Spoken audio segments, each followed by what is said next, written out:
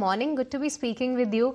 Firstly, help us with your projections with respect to the CPI. Once again, a cool off is expected in the month of June. What is the number that you are working with, and what will be the factors at play? Yes, so we will get the June CPI reading later today. Our estimate is lower than what the Reuters poll was indicating at 2.5. We expect the number to be around 2.2%. So yes, there will be a sharp moderation even versus the last month's print, which was again pretty low at 2.8%. This is being driven by, the sequential improvement because food prices are softening, given what we've seen last year from a good monsoon and good crop sowing and crop output both for summer and winter crop, and also the base effect. So yes, there's a very favorable base effect for this and probably the next month as well, where you'll probably see CPI readings around these similar levels. So let's see what we get as the final print, but July could be pretty much closer to that as well. And second half, probably we will start seeing CPI numbers edge up, but still pretty benign on an overall basis. Okay, lots of factors at play, Upasana. You have the crude oil softening happening, good monsoon expected this year, and you did say that the number for next month could also trend to around these levels. So, do you believe that now we are at the stage where we are bottoming out? You did say we will edge up going ahead, but how much do you think that edge up could be, and do you still believe we can comfortably remain below that 4% band of the RBI? Surely I think this year we'll see readings below 4% band that RBI is targeting in terms of the medium-term inflation level. For this calendar year, we pretty much have numbers below 4%. Even as I mentioned, we will see numbers edging up post, say, September, October, driven by the base effect normalizing, but the numbers will likely be in that 3.5% to 4% at max sort of levels. And for fiscal 26, average inflation that we have is at 3.5%, which is lower than RBI's number of 3.7. But I would say that probably there's downside risk to our estimate of 3.5% as well, given that in the near term we are probably going to see numbers which could be lower than what we are anticipating.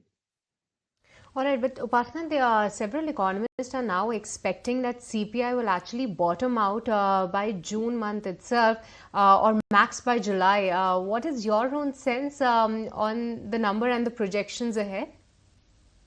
So, if you be very specific, probably yes, bottom should be around June or July. As I mentioned, the numbers for CPI, what we get finally for this month could, indicate what we get for July as well. There will be some base effect at play again, and we will see marginal uptick from there because the most favorable aspect of the base impact that we have from the high base of last year will now start reversing, and therefore, technically, yes, it will bottom out in probably June or July, and then you'll see marginal upticks. But I think the overall trajectory, because base effect can create its own volatilities, we need to keep in mind that the overall trajectory still remains very benign.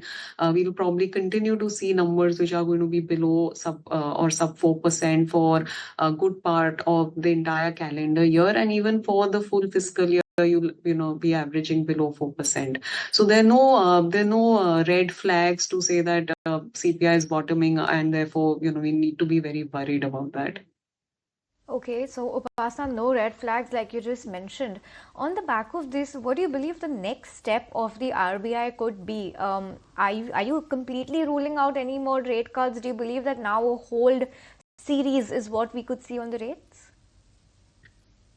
So I think the next policy, yes, hold and pause, because we've seen this front-loaded action from the RBI already, and they would want to wait and watch in terms of how this flows through into the economy from transmission and also the impact on real economic variables.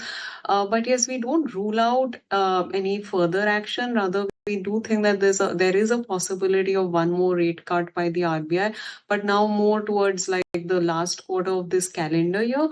So either the October or the December meetings, I would say, given that inflation, as I was saying, could surprise on the downside. So that by itself opens up some more room for easing. And we also think that probably growth data points may not be very strong or robust, mainly because of the impact of the external demand slowdown that our global team expects and what we therefore build in. So while India's growth numbers will still be strong and we have a number at 6.2% for fiscal 26, I think on a relative basis, when we look at the quarterly trajectory, probably growth could also give some room and some reason to cut as we go towards the second half of this year. All right, but Upasana, there could be various factors at play, especially with respect to the inflation number. And like ex-Governor Mr. Das used to mention that the elephant in the room, that was inflation, was rather sleeping for quite some time now. But do you believe that this inflation print will have other factors at play with respect to geopolitical tensions, what can happen to tariff, and all these factors can actually be a little negative for this particular number? From an external environment perspective and how that feeds into our inflation numbers, see, at the moment, of course, there are lots of uncertainties from the external developments, which can impact both growth and macro stability or inflation numbers. But I think on the buffers that we have on macro stability or inflation are pretty meaningful in terms of the starting point being low, the outlook for food prices being quite stable. Oil prices have been volatile, but the way we've managed the retail fuel prices being very steady again creates a buffer in terms of to absorb some of the oil price rise if that were to happen, or like we saw for a brief period in the last few weeks. And at the same time, yes, tariff-related uncertainty remains, but that will also probably create its own downward pressure on global growth, and that then sort of balances it out. So I think the external pressures on inflation probably look less significant at the moment, I would say.